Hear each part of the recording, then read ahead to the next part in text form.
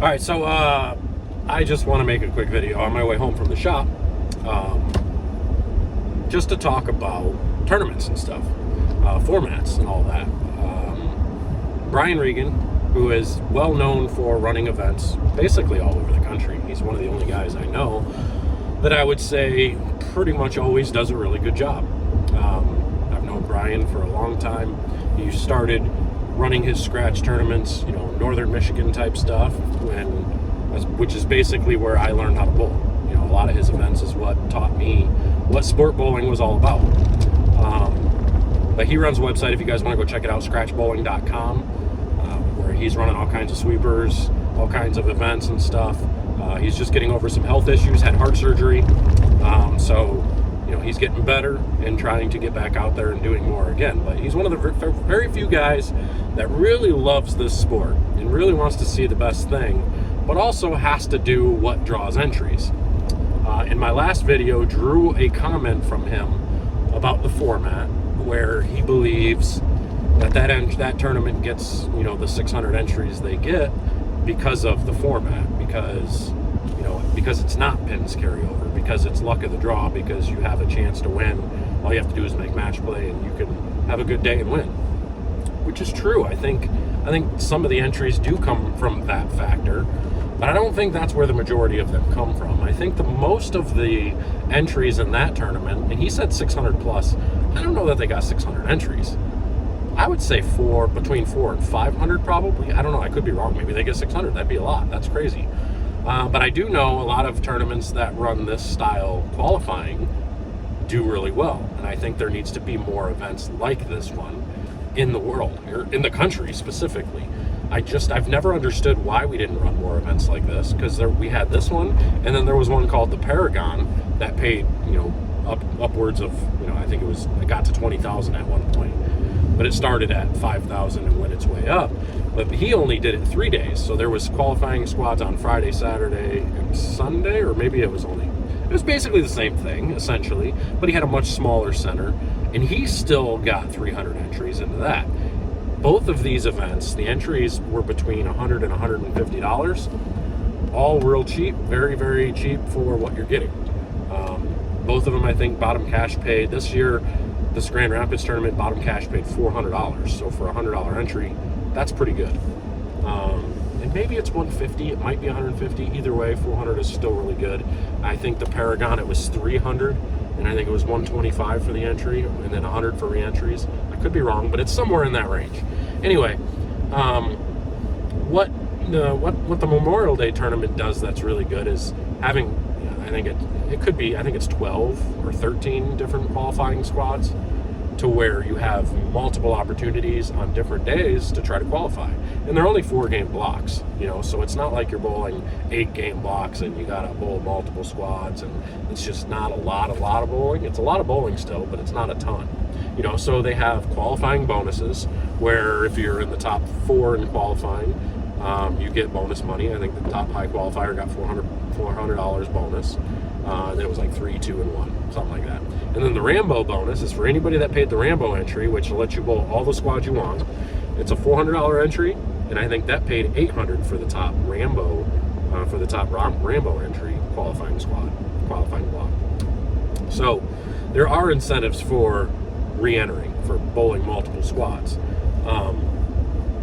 But the way the format is, it doesn't really give you much incentive other than that.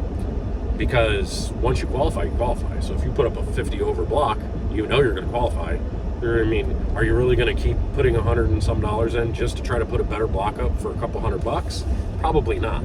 But if it's a re-entry tournament to where pins carry over, so say it's your 4-game block and then pins carry over, you have your total and you bowl 4 more games. The top 64 come back and bowl 4 more games, and then they cut to the top 32. You bowl 2 more games, cut to the top 16, bowl 2 more games, cut to the top 8, bowl 1 game, cut to the top 4, bowl 1 game, cut to the top 2, bowl 1 game, champion. If it was like that, then it makes it very, very, very important to have a good qualifying score. Because if you're at the bottom, if you're like 64th and 32nd is 100 pins ahead of you, yikes, your chances of making up 100 pins in 4 games is tough. So your incentive for re-entering and trying to get a better qualifying score, if you're trying to win, is much higher. And I think that's really good. And that's the way it is in the European tournaments, the overseas tournaments. I went to Qatar, and I went to 2 places in Germany. I went to Austria and Berlin for 2 different events, and that's how those are run. Multiple squads, and those were like 6 game blocks, 5 or 6 game blocks, but they did them week long. It was all week long. So they did like 30 to 35 different qualifying squads, and there were buys. If you qualified in the top 8, you got like 4-round buy. If you qualified in the top 12, it was like a 3-round buy, and so on and so forth. So there was a ton of incentive to keep re-entering, and the entries were only like €100, so it was probably what's the exchange, $140 at the time. I think it was like $130 US dollars per entry, something like that. So there was a lot of incentive to keep bowling, and all of them were like that. All of those tournaments were like that with the buys, and then it was eliminator each round you went. So I love that format because I think it makes it to where you're incentivized to keep bowling rounds, or to keep bowling qualifying blocks, to keep paying your money to get in. And then also it's, whoever scores the most, whoever knocks down the most pins. Because, I mean, imagine if like the PGA were to do, stepladder format. Like, I'm not a big fan of stepladder formats either because of this. Because you have instances like where Jacob Buttriff leads the U.S. Open by 500 pins, but now he's got to go bowl 1 game for the title. And if he, happens to bowl a bad game, he loses the title. Even though he led the entire the whole entire tournament by 500 plus pins. I think that's a little crazy. Now I get it, it's made for TV. It's something you got to do. It's part of the TV contract. How you going to, unless you're televising the entire event like the PGA does, they don't have the money to do that, so you can't really do that. It'd be tough to run an event like that. So, how would Tiger Woods feel like, okay, Tiger, you just won the round, you won the tournament by, 10 strokes, but you got to go play hole 12 one time against this person, and whoever gets the best score wins. Really? That would suck. How many less titles would Tiger have? Probably a lot less. That's why you don't see people really dominant in the PBA, because of that type of format. Jason Belmonte is the closest we have to a Tiger Woods because he is so sick, so ridiculous, and so hard to beat on TV. Like, I don't know if it's just the way he breaks the patterns down on TV, if he's really good at making them benefit him. Whatever it is he does, he wins on TV a lot. And there's a reason he's won more major titles than anybody in the world ever. So it's pretty sick. But anyway, back to the formats. I do think Brian has a great point that people do like. It's kind of like poker. People enter the World Series of Poker, they spend their 10 grand because all it takes is a little luck and you can make the final table. Luck's on your side. You can start winning a bunch of hands and building a stack, and all of a sudden you've got a chance at winning millions of dollars playing poker. That's what incentivized a lot of those people. They get backers and they play qualifiers. There's tons of qualifiers. There was an event called the Proprietors Cup that was run by Billy Eitzel, who I argued with all the time because he's an idiot. Everybody that knows the guy, he robbed a bunch of people with money and everything else. So, but we're not going to talk about that. But he swore up and down the reason he got entries was because he put it on a house shot. No, that's not why you got entries. You got entries because you ran qualifiers all year long leading up to the event. And they weren't just in that center, they were all over the country. He had multiple people running qualifiers, because it was like a $600 entry into this tournament. So he would get 300 entries into the tournament, but at least, I would say, I'll lowball it at least 150 of the entries came from qualifiers all over the country, to where people were paying $50 to $75 to bowl these qualifiers and winning a $600 entry into the tournament. So you got entries because you ran that, which was a smart thing to do. There's nothing wrong with that. I think that's a really smart thing to do. The Grand Rapids tournament does the exact same thing, which is really, really smart. They run qualifiers, they don't run them all year long, but they run them for a week or two before the event, and then they have them the night before qualifying. They run a bunch before. They just over and over again, and they run them. So they probably got, I don't know, probably 30 entries from qualifiers there. But the majority of people were paying their money just to bowl. But it wasn't because of, I don't believe that necessarily the format is what brings it, and I certainly don't believe the pattern is what brings entries. I do think local, small town, little stuff, if you put it on a house shot, you're going to get more entries. But if you're trying to put a big money event together, all you have to do is put the money there. You put 10 grand out there, you're going to get people to bowl, especially if it's only a $100 entry.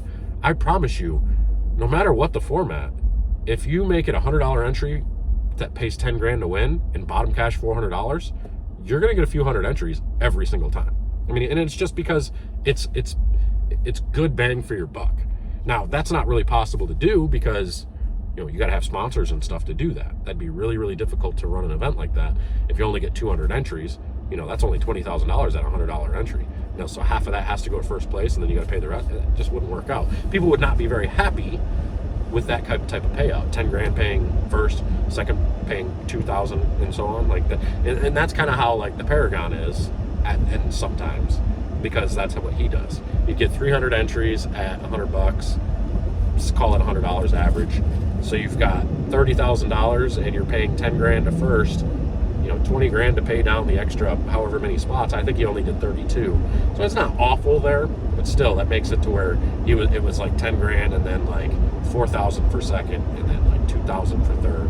And it kind of took a leap. It took a little bit of a jump down, So I do think the money is the biggest factor. I think the price of the entry is the biggest factor, and I think the amount of qualifying games is a factor. If they're short qualifying, but there's multiple qualifying blocks, I think you're getting a lot of entries. If it's short money, but it's like 8-game block, you're going to get a lot of entries, but you're not. I mean, I don't think it gets as many because it's a lot of games, and most people know when it's a lot of games like that, the better bowlers are almost always going to put up the best blocks. Your chances of making that cut when they're long formats like that is slim. If you're not, somebody that bowls a lot. So you're not going to get the average Joe to bowl most stuff like that have the longer blocks. I'm not so sure, though, that the pins carrying over would deter people from bowling, because they have so many chances to bowl. If you've got a $100 entry and you've got 10 different squads you can bowl, I think they're going to take a crack a couple of times to see if they can't put up a number. So that's just me. That's just the way I feel about it. I have no data to back this up. It's just based on what I've seen throughout the years. And I know Brian is, he's been running tournaments, and we talk about these things all the time. So I think he's pretty much, I don't think he's going to disagree with much of what I say. He may disagree with the format thing. I think he still believes that format is what draws people in. And he could be right. I don't know. I could be wrong. I don't think I am, but he probably doesn't think he is. So we're just going to leave it at that. Who knows? But I don't know. We'll see. But I just kind of wanted to chime in about the tournaments and formats and stuff like that. I really do wish more people would put events like that together. Because imagine if there was an event like this to bowl twice a month. And it's very doable. There's no reason there shouldn't be 2 events every month somewhere in this country that are ran just like that, because that would be worth traveling to, because there'd be brackets, there'd be all kinds of stuff that you could get into. I'm not sure why there isn't. I really honestly don't know, and I think it's because maybe it's a commitment, a time commitment thing. Like somebody like Brian probably could make it happen, but it would be a ton of work, and then he's got to deal with people complaining because he's got to take money for expenses and stuff, which nobody's going to do it for free, so you have to take, his $8 to $10 just in expenses, and then whatever for lineage, and stuff like that. So, it is what it is. Unfortunately, bowlers think that, people should just run tournaments for free. Their time's worth nothing. If you really love the sport, then you should just do this, for your love of the sport. It's stupid, So, I don't know. But I'm out of here. We'll see you guys later.